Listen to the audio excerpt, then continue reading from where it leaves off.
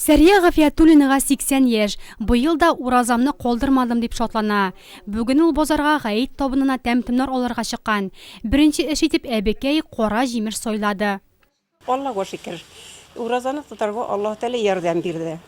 Сабырлык бирде. Аллаһка шөкер. Гомер бар тиктен Раббым шушылай әкрен уразаны тоттык. Гамәлне үзебез белгәнчә гамәл кылдык инде. Гаеткә күчтәне чалырга чыктым. Бөтен туганнарыбыз бергә утырып гаеткәннәрендә бәйрәм итәргә гамәл кылырга насыйп ит, я Рабби, Ходаем, шул ният белән яшибез. Рамазан барыбыз эчендә иң зур сынау, сыналу ае. Һава торышы 30-35 градус эсселеккә җитә торган җәйге чилләдә моның шулай икәнлегенә аеруча инанасың. Авыз ачу вакыты бик соң булуга да карамасан, һәр авыл җирлегендә бик матур ифтар мәҗлесләре узды. Миңа 78 яшь. Ураза тотабыз Аллаһка шөкер. Гамәлне кылабыз. Әлхәмдүлилләһ раббил галәмин. 18 яшьләреннән ураза тота башладым инде. Гайет бәйрәмен намазлар укыйбыз, садакалар бирәбез. Кунакта йөрибез, чакырабыз. Менә шул. Şadlık bilen indi, şadlık bilen gidip alırız. Şadlanıp, Allah'a şükür, urazı ayların şulay isen savgına uzdurgaç, beyremi de şimdi şadlıklı bulurga tiyişindi. Bizge gayet beyremi, bütün beyremden alı beyrem. Zor beyrem bizge. Allah'ı Teala her barışımızın avrularına jingillikler verip, şu avrularının ecir savaplarını verip, Allah'dan farız kılıngan әйберләребезне, уразаларыбызны, намазларыбызны калдырмыйча укырга насыйп итсен Раббым. Рамазан айының соңгы көннәре димәк фитра садакасы бирергә вакыт.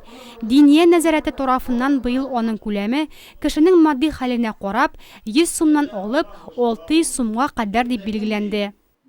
Инде фитра садакасын бирү сәбәбе әлбәттә менә шушы уразалар тоткан вакытта уразларыбызда булган кимчелекләребезгә кәфарат, ягъни шушы җитешмәҗләрен Аллаһ Тәала үзе кабул итсен өчен бирелә.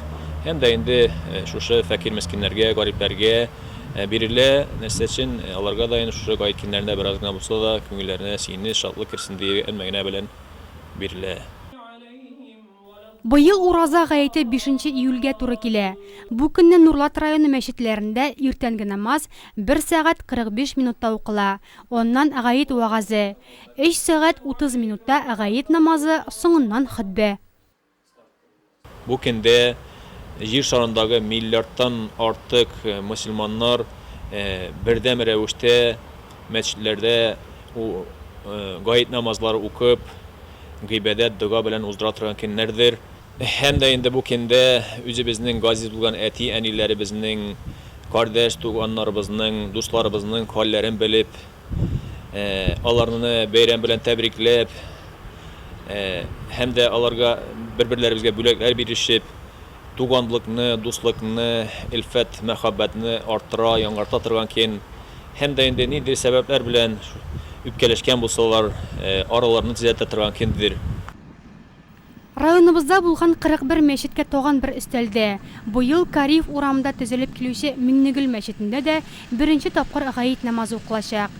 Бозар районы мәчетендә гаит көнне урамда мөселманнар өчен гаит ашы әзерләнәчәк. Теләгән һәркем бәйрәм табынына рәхим итә ала.